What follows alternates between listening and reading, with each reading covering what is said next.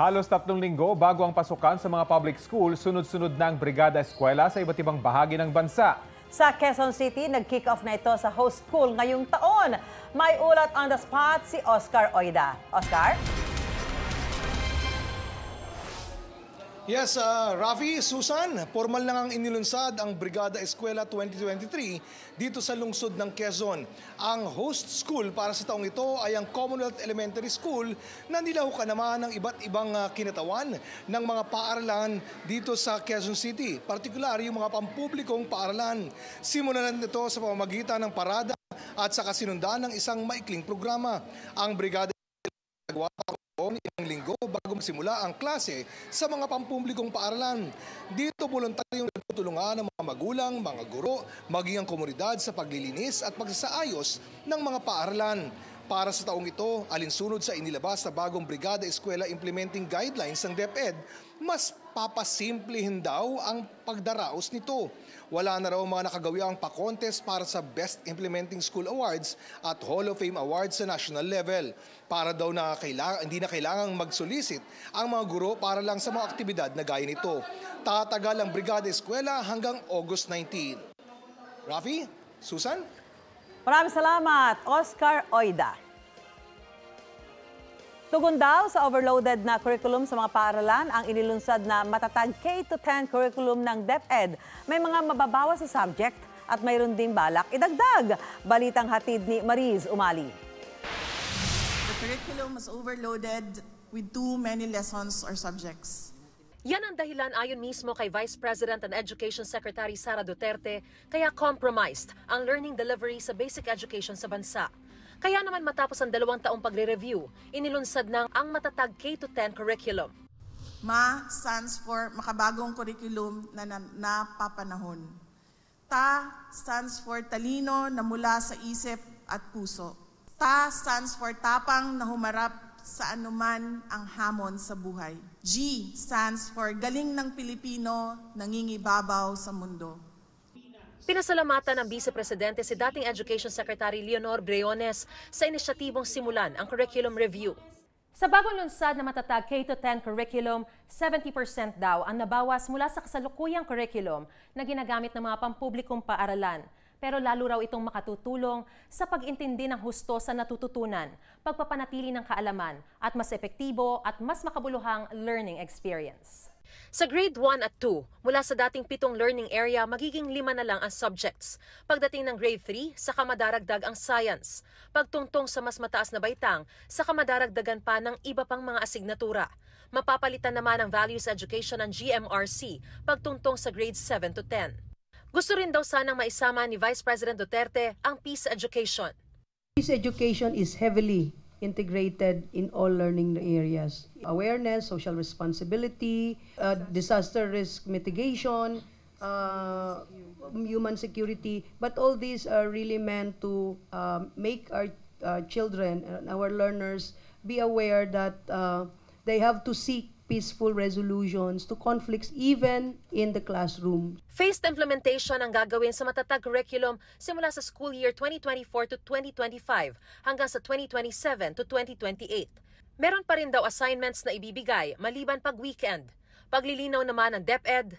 Meron pa rin tayong K-12 na una lang po talagang ma-review, maripaso at masagawa itong matatag agenda or yung bagong curriculum for K-10. Pero tuloy-tuloy pa rin naman po yung K-12. In fact, we are now reviewing yung ating grades 11 and 12.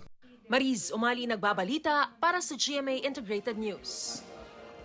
Suspendido na ang lahat ng reclamation project sa Manila Bay. Hindi po tulad ng naunang naibalita na may isang pinayagang magpatuloy.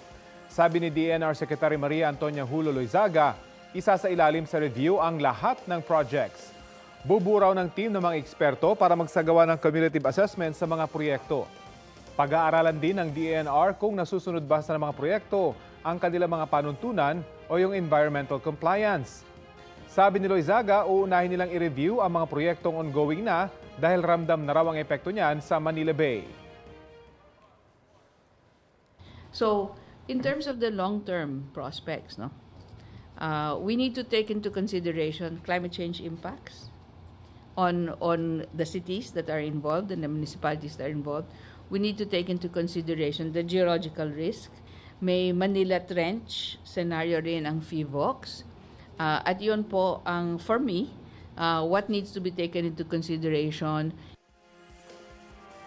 Personal na nakiramay si PNP Chief Benjamin Acorda Jr. sa mga naulila ni Gerald Jemboy Baltazar ang napatay ng mga pulis na botas matapos mapagkamalang suspect. Balitang hatid ni James Agustin. Bumisita para makiramay kagabi si PNP Chief Police General Benjamin Acorda Jr. sa lamay ng 17 anyos sa si Gerald Jemboy Baltazar. Si Baltazar ang nasawi noong nakaraang linggo matapos mapagkamalan ng mga pulis sa sospek sa operasyon sa Navotas. Sa pakipag-usap ni Acorda sa mga kaanak ni Jemboy, siniguro niyang may mapapanagot sa nangyari sa binatilyo at makakamit nila ang hustisya. Nangako rin si Acorda na tuloy-tuloy ang proteksyon para sa mga kaanak.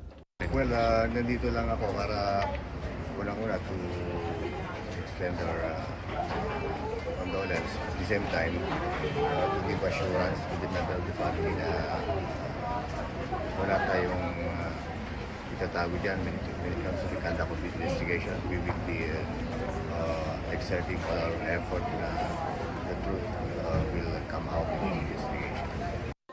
Ayon sa panganay na kapatid ni Jemboy, malaking bagay na nakausap nila ang hepe ng pambansang pulisya. Nangako po sila na makakamit po namin yung hustisya po ng kapatid ko po. Kahit pa paano po naging panatag na po yung loob namin na kasi po natatakot po kami na baka po balikan po kami ng pamilya po ng mga ibang pulis po. Umaasa si Jessa na unti-unti nila makakamit ang hustisya para sa bunsong kapatid. Managot po sila sa ginawa po nila sa kapatid ko po. Pagdusahan po nila yung ginawa po nila. Hanggang ngayon, hindi pa rin daw matanggap ng kanilang pamilya ang pagkawala ni Jemboy. Sobrang hirap po. Hindi pa rin po namin matanggap na ganun po yung nangyari po. Mabait po, malambing po yan eh. Saka po tagapagtanggol ko po yan, kapatid ko. Saka po talaga yan, hindi po talaga siya pasaway po na kapatid. Samantala, kasunod ng mga insidente sa ilang operasyon na sangkot ang mga pulis. Makipagpulong daw si Acorda ngayong araw kay DILG Secretary Benhur Abalos para pag-usapan ng standard operating procedures at maiwasan ang mga ganitong insidente. Related, yung mga saan nagkukulang, is it under discipline or is it in the doctrine, yan titignan natin. We are reviewing all these things. May mensahe rin si Acorda sa mga pulis na nagsasagawa ng operasyon. Please be wary with your actions. Dapat we know what are the proper procedures, you know the protocols, you know when to use your firearms. Dapat palaman natin yung mga basic na yan. James Agustin, nagbabalita para sa GMA Integrated News. Mga kapuso, iniulat ng AFP Western Command na mahigit 400 foreign fishing vessels ang namataan sa West Philippine Sea. Sa tansya ni Westcom Chief Vice Admiral Alberto Carlos, 85% sa mga yan ang Chinese. Nasa halos 200 ang malapit sa Mischief Reef na okupado ng China kahit nasa loob ito ng Exclusive Economic Zone ng Pilipinas. Palagay ng Westcom, ang ilang Chinese fishing vessel ay mga Chinese militia naman talaga na kontrolado ng China Coast Guard. Sabi ni AFP Chief of Staff General Romeo Browner Jr., magpapadala sila ng dagdag na barko at aircraft para bantayan ang ating teritoryo. Dahil sa patuloy na tensyon sa West Philippine Sea, mas paitingin daw ng militar ang presensya ng Pilipinas sa mga lugar na sakop ng ating Exclusive Economic Zone. Kabilang sa mga balak, sanayin na yun parang sundalo ang mga mangingisda. Ang reaksyon dito ng ilang mangingisda sa balitang hatid ni Bam Alegre. Plano ng Armed Forces of the Philippines na bumuo ng Maritime Militia at kasama raw sa plano ang pag-develop sa Reserve Forces ng Pilipinas. Pinag-iisipang isama sa Reserve Force ang mga mangingisda. And then of course, yun nga yung gusto nga natin, yung mga fisher folks natin ay gawin din natin mga reservists at tuturuan natin sila kung paano sila makakatulong sa pagdepensa ng ating bansa. Ang senior citizen at mangingisda na si Antonio Palileo mula Navotas City nagustuhan ng ideya. Kung kaya lang daw na makasukasuan niya, hindi siya tatangging maging reservist para sa bayan. Maganda sanang tulong yan. Kung ako'y bata pa, papayag ako sa ganyan. Wala namang problema yan, makakatulong ako sa kapwa ko eh. Kapwa ko magkaragat. Pero may alinlangan din siya dahil hindi biro ang obligasyon. Kunting hakbang nyo dyan, obligado, dedo kayo dyan. Dahil gagawin kayo para kay panang ganyan. Paano kung di kayo sanay? Gayunman, alam naman daw niyang hindi basta isasabak ang mga mangingisda kung sakali man. Si Virgilio Wenceslao, 5 dekada nang nangingisda. Sa pananaw niya, baka mas magka-problema lang sa mga tulad nila. Tayo nauna ron, sigurado, yari tayo. Talagang mahirap yung mag-control niyan. Kung ano doon siya, bubugayin mo siya, baka magalit pa lalo yun. Pero hindi niya maikakaila na nakakaapekto na sa kanilang kabuhayan ang tensyon sa West Philippine Sea. Lalo't lumiliit at sumisikip daw ang mga lugar kung saan maaari makapangisda. Marami pang kakompetensya. Kaya mga bangka niya, tenga lang dito sa ilog ng Navotas. Napakahirap talaga yun. Wala nga akong mahulihan niya yun eh. Hindi mo alam saan kukuha ngayon pang huli. Wala nga, mga tambay na nga ako ngayon mga bangka. Tanong naman ng ilang mangingisda sa Bulungan Market sa Parañaque, kailan ang training? Sabi ng mangingisda na si Chito Molina, panahon na para magkaisang lahat na protektahan ang ating teritoryo. Tanong din ni Chito, paano ang kanilang hanap buhay sa oras na nagsimula na ang pagsasanay? Gayunman, buo raw ang kanilang loob na ipagtanggol ang bansa. Bam Alegre, nagbabalita para sa GMA Integrated News.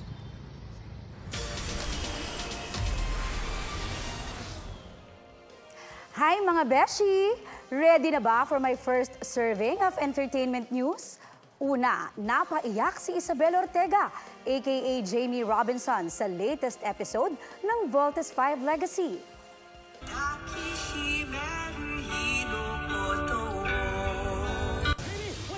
Spoiler alert sa mga hindi pa updated, namatay na kasi ang ama ni Jamie na si Commander Oscar Robinson, played by Gabby Eigenman. Kasunod ito ng pag-atake ni General Oslak ng Bozenia sa mag-amang Robinson. Nagbigay-pugay ang Team Voltes 5 at Camp Big Falcon kay Commander Robinson. May special guesting naman sa series, sina Sparkle Stars Kylie Padilla at Pancho Magno, naggaganap bilang sina Arisa at Takeo. Kinumpirma yan ni Direk Mark Reyes.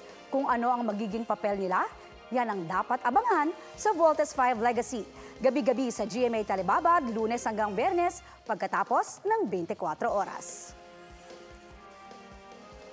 Next, Star Bites. Balik musical si Sparkle Star at The Clash alumnus Garrett Bolden. Si Garrett ang gaganap na Beast sa Broadway musical na Disney hit story na Beauty and the Beast. Biyaheng Guam ulit si Garrett para sa musical. Last year nang unang magpunta sa Guam si Garrett para sa Miss Saigon, kung saan gumanap siya bilang si John Thomas. Sa aking interview, ibinahagi ni Garrett ang kanyang insights sa bagong role. I'm really excited to do this trip because it's my first time to play like the lead role, and it's for Beauty and the Beast. I did audition. I'm really thankful na they picked me to play the role of Beast.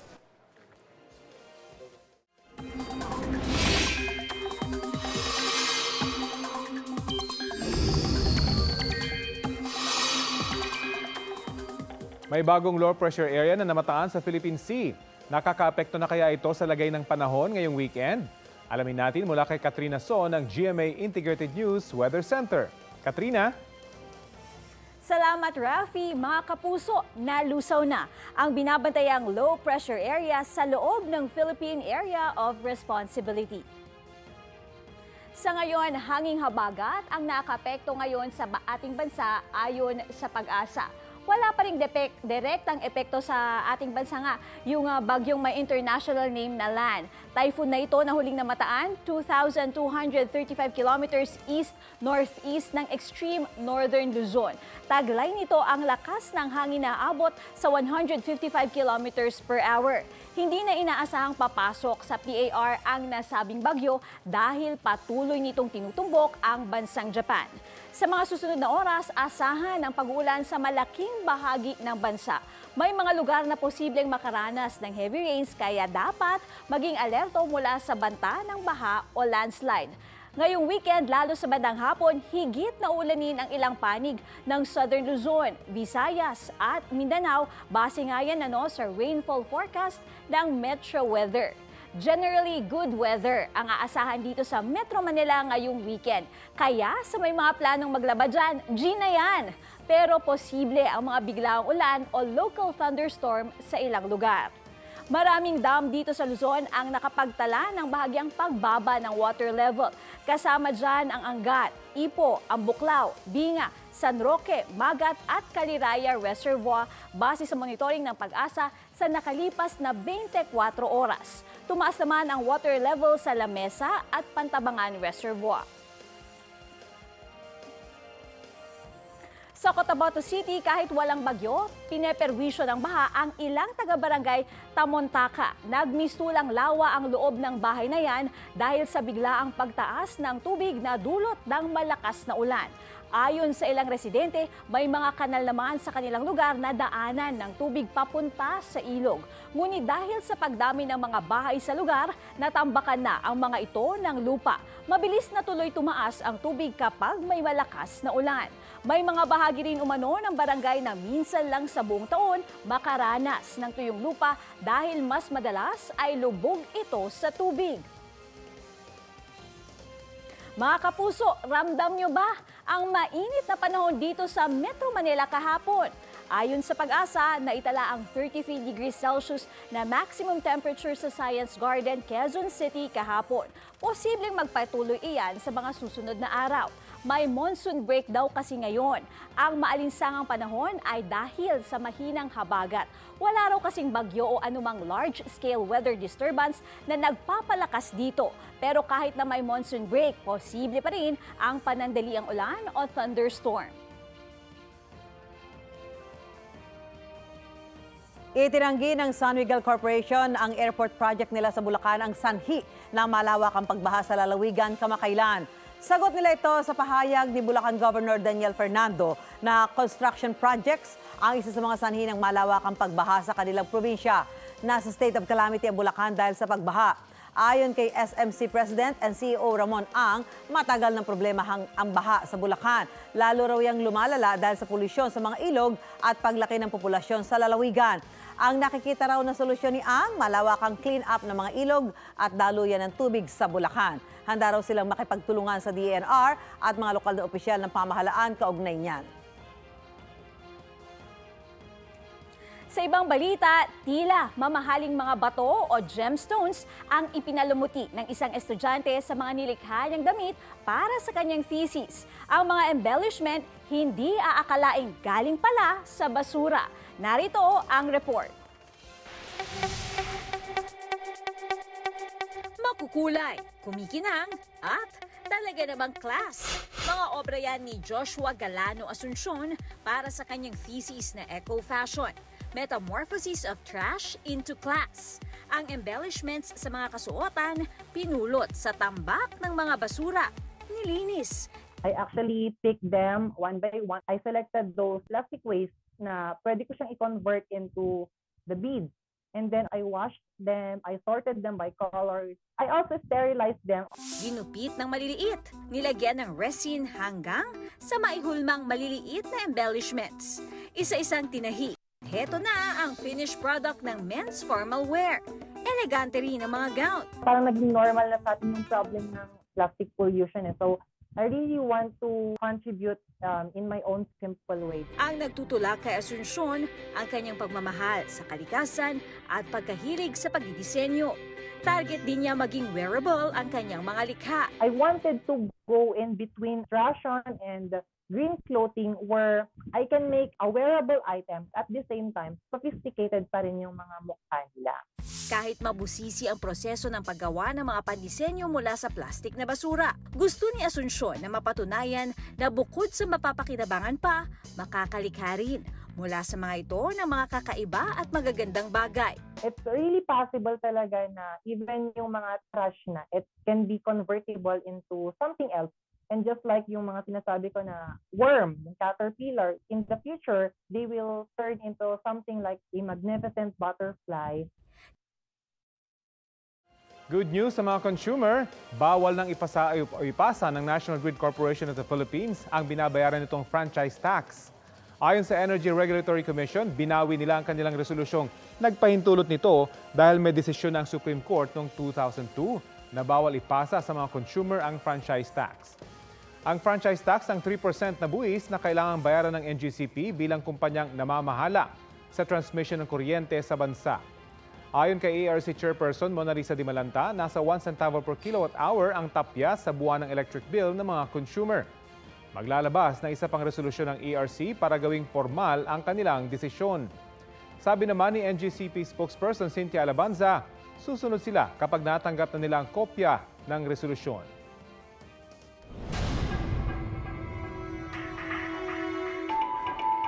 Hindi lang isa o dalawang tao kundi nasa 100 ang nabiktima ng umano investment scam na nabisto sa Baguio City.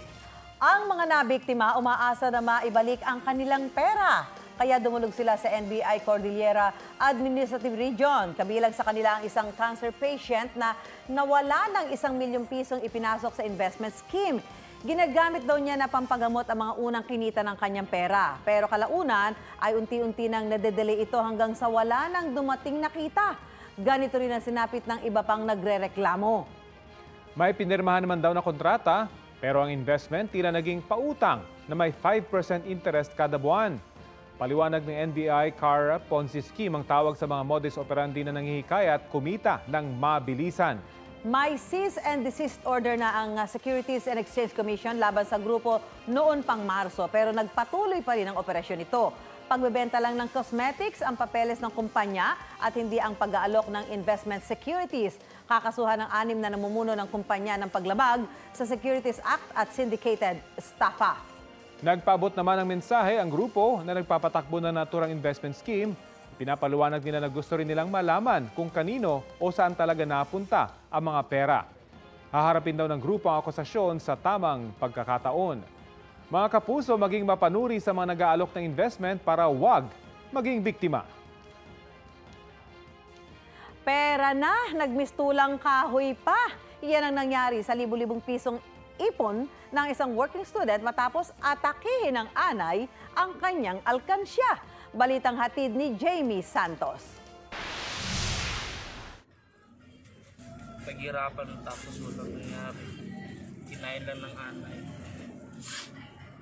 Napaiyak na lang ang estudyanteng si Randy sa sinapit ng inipon niya mula sa pagiging working student. Wala na natira, buo-buo na siya oh. Aabot sa 20,000 pesos ang naitago niya sa alkansyang gawa sa karton at binalutan ng plastik. Mahigit kalahati ang kinain ng anay, katumbas ng 14,000 pesos. Natutulala po ako that time, parang nagbablank po ako. Kaibigan ni Randy ang nakadiskubre sa nangyari. Pagwalis niya, nasagi ng walis yung alkansya. Pagkasagi ng alkansya, may nagpatak daw. Parang malambot. May naglalabasan na uod.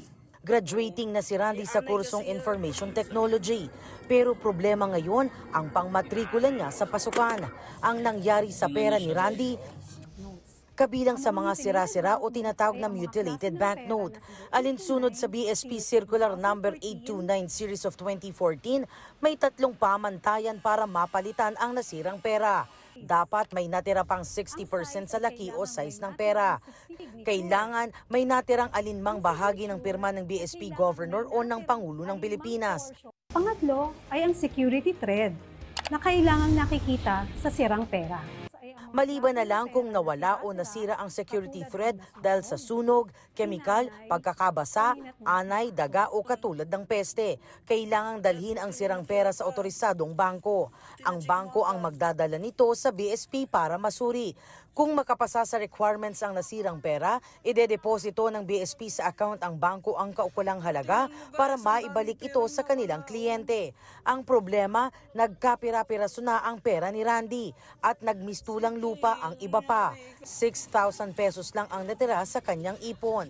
Dati nang hinihikayat ng BSP ang publiko na ideposito ang ipon sa mga formal account tulad ng bangko, e-money issuers, microfinance institutions at mga kooperatiba. Regulated daw ang mga ito ng BSP at iba pang ahensya, kaya mas mapapangalagaan ang pera kaysa ipunin sa bahay. Jamie Santos, nagbabalita para sa GMA Integrated News. Sa mga magsisimba sa linggo, hindi na required ang pagsusuot ng face masks sa mga simbahan sa Archdiocese of Manila. Ayon kay Manila Archbishop Cardinal Jose Advincula, kailangan pa ring maghugas o mag-alkohol ng kamay at ang mga pari at lay ministers sa communion at iba pang aktibidad sa simbahan. Hinihikayat din niya ang mga pari na maglagay pa rin ng alcohol dispenser sa loob ng simbahan.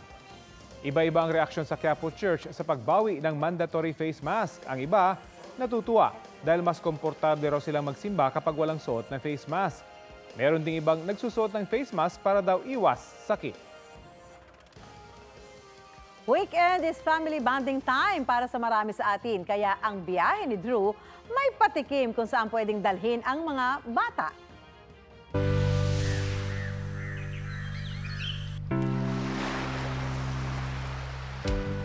Bagong thrill at adventure sa norte ba hanap nyo?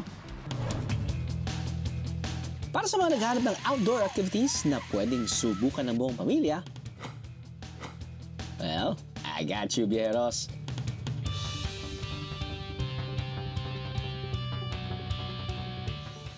Nagre-react po sila, ano? Alam na ng pagkain na po.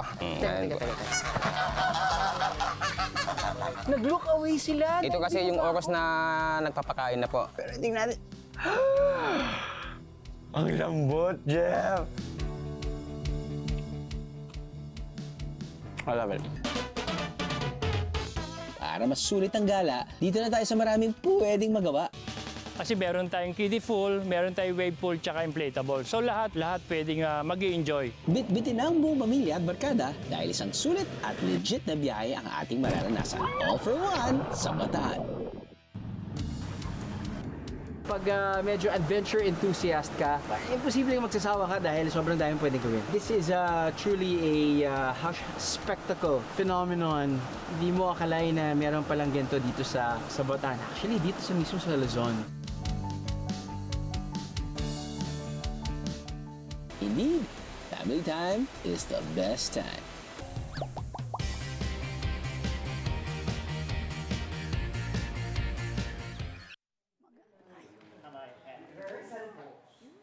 Bubuksan sa publiko sa weekend ang burol ng pumanaw na veteran actor na si Robert Arevalo. Sa Arlington Chapel Sian sa Quezon City, pumanaw si Arevalo sa edad na 85 ayon sa kanyang anak na si Ana Ilagan. Nakilala si Arevalo sa kanyang pagganap sa iba't ibang pelikula at serye mula noong dekada 60. Gumanap din si Arevalo sa ilang kapuso shows gaya ng Ang Dalawang Mrs. Real, Indio, Pepito Manaloto, The Millionaire's Wife at Makapiling Kang Muli. Kung hangad nyo ang magandang ngiti, siguraduhin sa lehitimong dentista lang magpunta. Sa Negros Occidental, arestado ang isang lalaking gumagawa ng dental procedures kahit walang lisensya. May mga namagaraw ang gilagid. Ang mainit na balita hatid ni Adrian Prietos ng GMA Regional TV1, Western Visayas. Sa eksklusibong video na ibinahagi ng Philippine Dental Association sa GMA Regional TV, makikita ang pag-aresto sa isang lalaki sa ikinasang entrapment operation ng National Bureau of Investigation sa Barangay Bantayanon, Calatrava, Negros Occidental. Pinuntahan ng NBI at PDA ang bahay na nagsisilbi ring klinika na nagpapakilalang dentista na si Jude Yanson Labado. Inireklamo siya ng medical malpractice dahil kahit wala umanong lisensya, nagbubunot siya ng ngipin, gumagawa ng pustiso o hindi kaya ay naglalagay ng braces lalo na sa makabataang kliyente.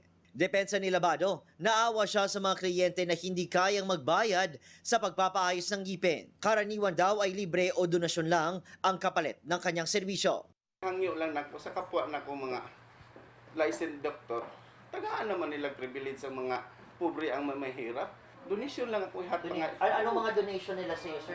Hatag sila usay, hatag sila 250, 200.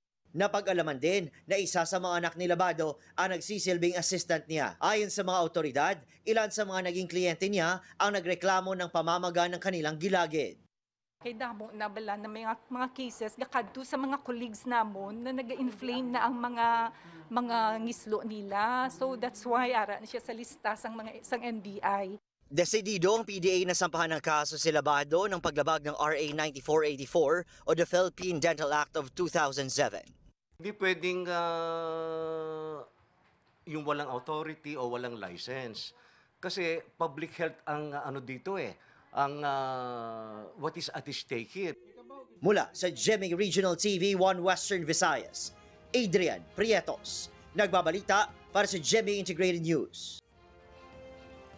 Gumulong ang bagong pagsasanay ng iba't ibang ahensya laban sa mga krimen sa dagat. May ulat on the spot si Cedric Castillo. Cedric.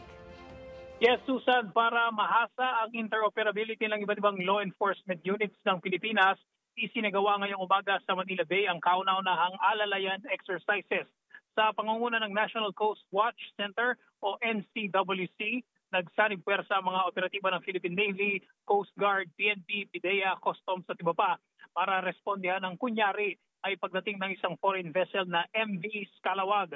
Ilan sa mga senaryo ng exercises ay ang pagkakasangkot ng naturang foreign vessel sa human trafficking, smuggling ng illegal na cargo, pagpupuslit ng droga sa bansa at iba pang law enforcement operation.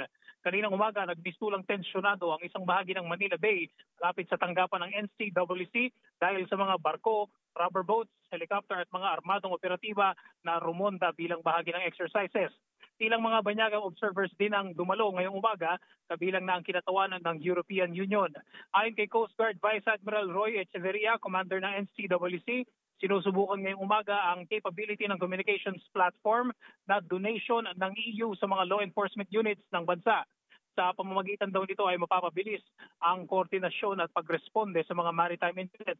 Nilinaw ni Echeverria na 3 buwan ang pinaghahandaan ng exercises na ito at wala raw kinalaman sa pinakahuling insidente ng harassment ng China sa mga barko ng Pilipinas sa West Philippine Sea. Kabilang din sa exercises ay ang pag-spray ng apoy o pag-spray ng tubig sa nasusunog na barko gamit ang water cannon. Ayon sa commander ng NCWC, ang water cannon ay dinisenyo para lamang sa maritime firefighting operations pero nakahanda raw ang Coast Guard ng bansa na gamitin ito sa anya ay extreme na mga sitwasyon tulad halimbawa kung may kaguluhan sa dagat at yun daw ay kung lubhang kakailanganin lamang. Susan? Maraming salamat, Cedric Castillo.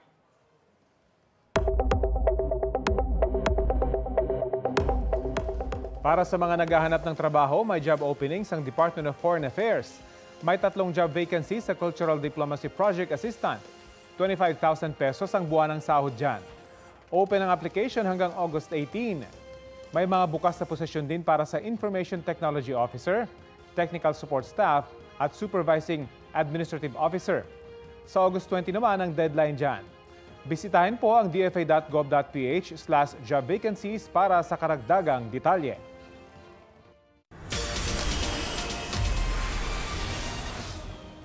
May appreciation post si Alicia Keys kay Taylor Swift. Ang anak kasi ni Alicia na si Genesis, certified Swiftie. Sa IG, shinare ni Alicia ang attendance moments nilang mag-ina sa Eras Tour sa California sa Amerika. Sa caption, nagpasalamat siya kay Taylor. Bukod kasi sa wholesome interaction ng anak niya sa singer, binigyan din ni Taylor ng personal written note ang bunsong anak niyang si Genesis. At recently, ready to shake it off na rin ang lahat ng Swiftie. Inanunsyo na kasi ni Tay-Tay ang release date ng kanyang 4th re-recorded album. Ilalabas ang 1989 Taylor's version sa October 27. Bukod sa original hits, magkakaroon din ito ng additional 5 tracks from the vault. K-Lig ang dala ni Korean actor So In-guk sa isang P-pop patikim.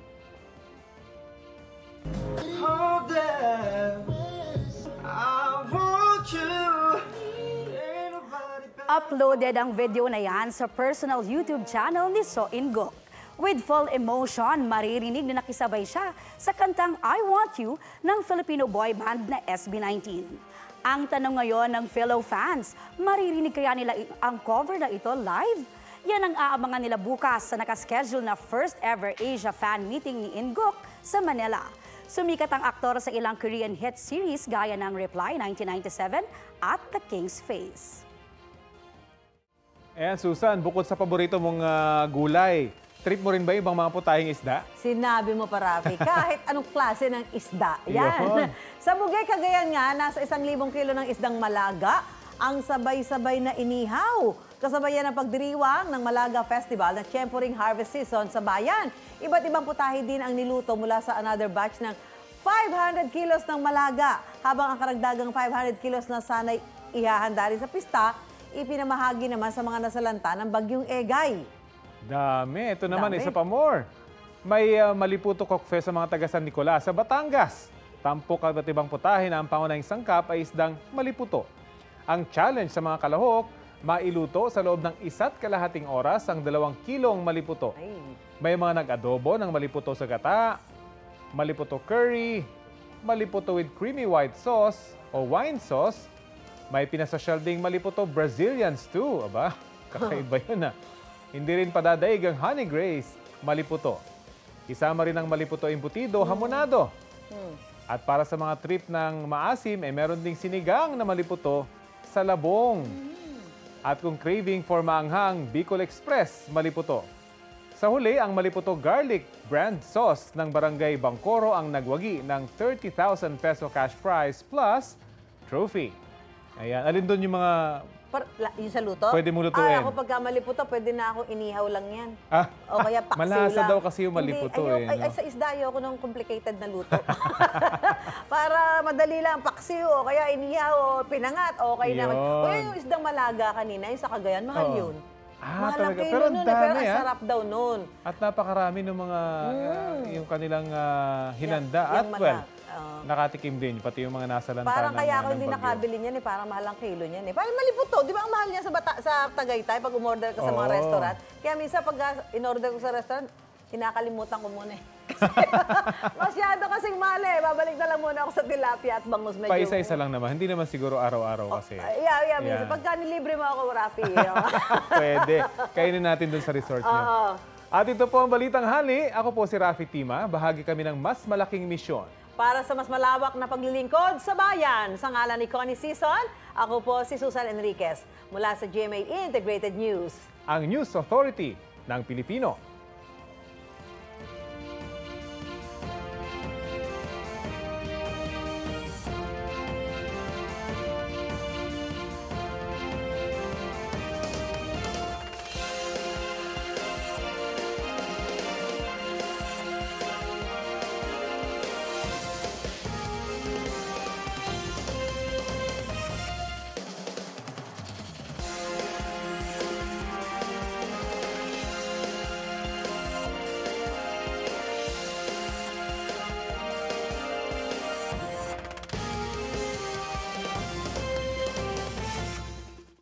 Maging updated sa mga maiinit na balita, maaari pong mapanood ang Balitang Hali at iba pang award-winning newscast sa youtube.com/GMA News. I-click lamang ang subscribe button. Sa mga kapuso abroad, maaari po kaming masubaybayan sa GMA Pinoy TV at www.gmanews.tv.